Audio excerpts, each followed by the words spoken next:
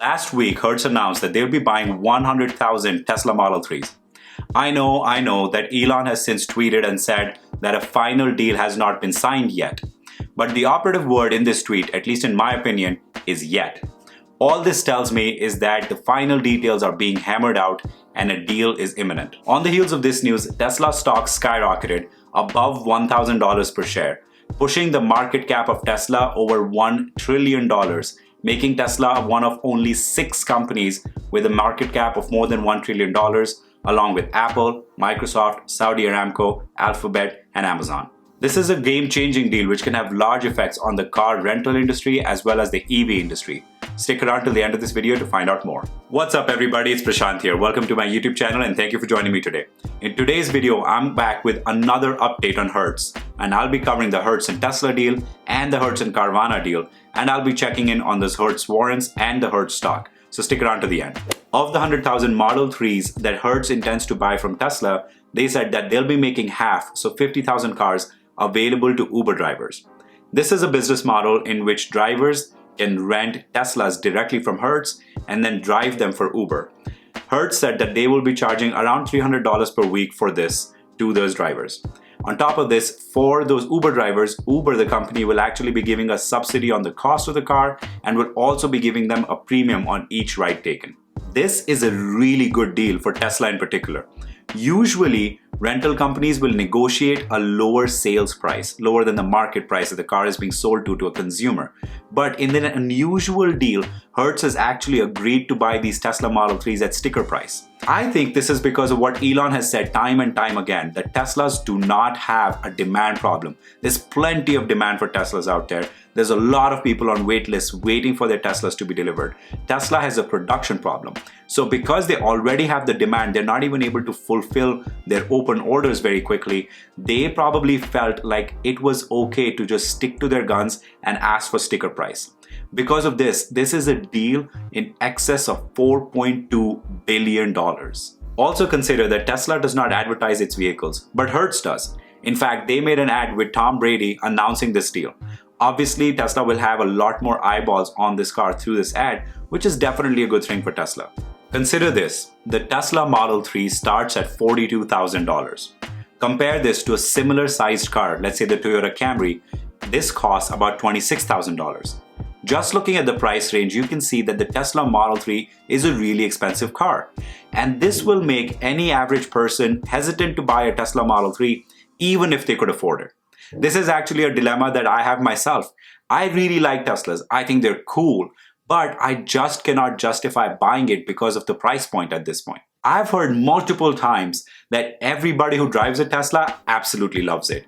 And there are definitely people out there who did not intend to buy a Tesla, but ended up getting one anyway after they test drove it. Now, if the Tesla Model 3 was easily available to rent at a local Hertz location, I would be tempted to rent it and drive it around for a few days. And if the car is truly as exciting as everybody says it is, then I might be tempted to buy one. My point is, this rental situation can actually help people who are on the fence about buying Teslas to actually take the plunge and do it at the end of the day. I think this is a really good way for people to test out Teslas, rent it out and take it on a road trip. See if the supercharger network is adequate for you. See if the range anxiety is okay for you. See if it fits all of your stuff and all of your kids' stuff, all the car seats, the strollers and everything else. I think this is a fantastic strategy for Tesla. They can get their cars into the hands of thousands of potential new customers, and it doesn't cost them anything to do so. In fact, they get paid $4.2 billion. See, I think there is a market for EV rentals in the United States, and so far it has been very difficult to rent an EV here. In fact, the only place that I know that you can easily or relatively easily rent a vehicle right now is on Turo, which is like an Airbnb for cars. According to Turo, there were only 67 Teslas listed on their platform as of 2014, and as of today, that number has grown to over 21,000. Clearly, if so many people are renting out their Teslas on Turo, there are customers who are taking them. In fact, you can even find videos of YouTubers renting out their Teslas on Turo, like this one from Shelby Church. I think for most people, renting an EV will become an experience in itself. Right now, when you rent a car at the airport, let's say, it's actually fulfilling a need. A family of 4 needs a car to get around on vacation. It's much easier to do that than to Uber or to use transit. So currently, renting a car is just fulfilling a need. Now, if you've rented a car at a US airport, you know that this can be a pretty annoying experience. In fact, I did that earlier this week. Once you land at the airport, you have to go to the curb and you have to take a bus to the rental center. You have to go and stand in line, then you have to go to the counter, you get your keys, then you walk to the parking lot, get the car, then you have another booth that opens up after they check your documents, and then you can go on and be on your merry way. So this process, which is pretty annoying, now you take that and you put an EV there instead, and these cars look slick, they're jam-packed with new features. There's a novelty situation, right? So you've taken an experience that is really quite mundane and boring and frankly annoying, and now you've made this into something exciting. In fact, Hertz even says that they will be offering a premium experience to people who book Teslas on their platform. Now, I don't know what premium means yet, but I sincerely hope it involves less waiting at the rental car center. Look, the push to electric vehicles is here and it's unstoppable. As the charger network builds up across America and it becomes almost as easy to charge your EV as it is to get gas, I think more and more people will start adopting this system. And remember, most people don't drive that much every day. So for most people, just charging your EV at home will be plenty. I think Hertz is doing a fantastic job of being a first mover in this space. I think all of its competitors, National, Enterprise, Avis, Budget, and all the others will be scrambling to catch up now. Overall, I'm super excited for this deal, both for Hertz and for Tesla. In fact, I even checked if I could rent a Tesla Model 3 from Hertz for an upcoming trip, but I found out that it was unavailable for the dates I needed it. Okay, now let's talk briefly about another deal that Hertz announced last week, and this is their tie-up with Carvana.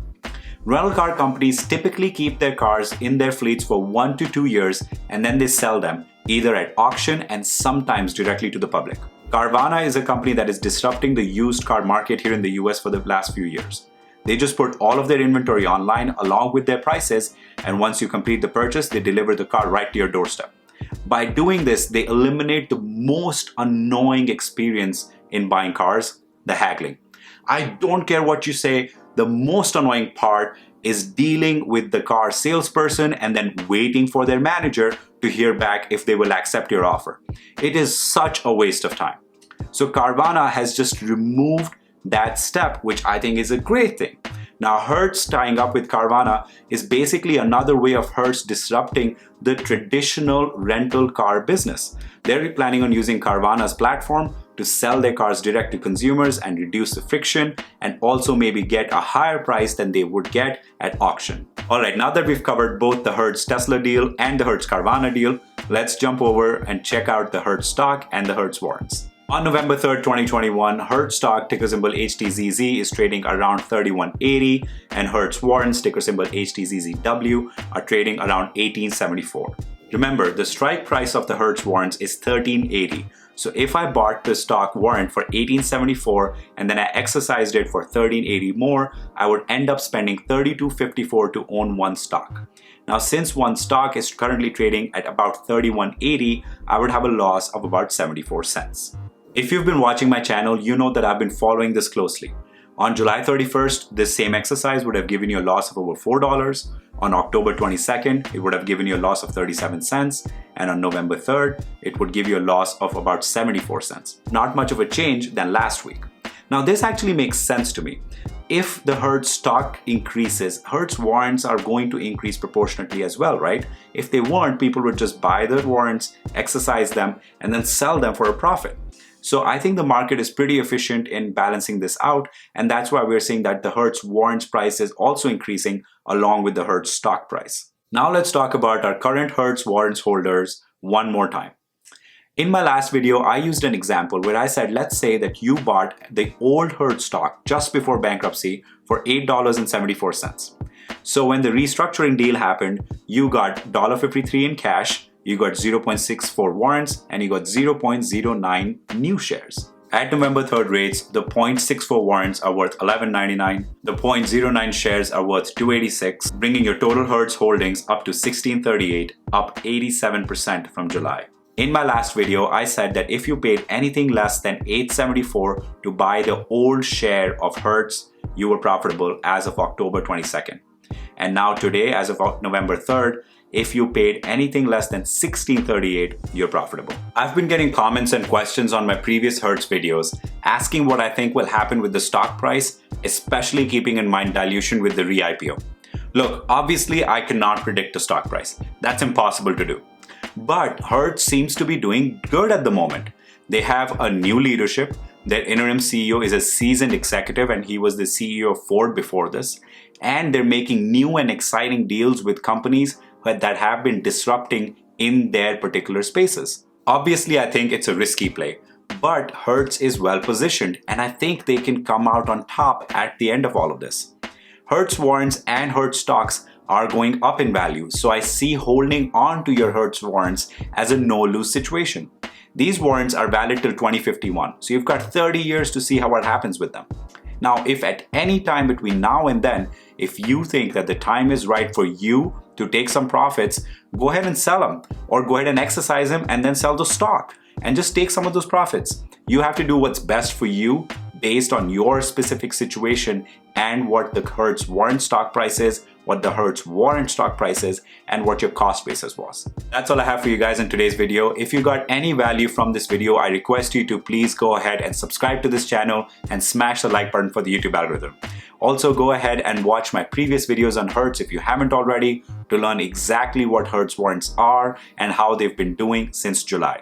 Go ahead and follow me on Instagram and TikTok. I will leave the handles down in the description below. Thank you so much for watching and see you next time.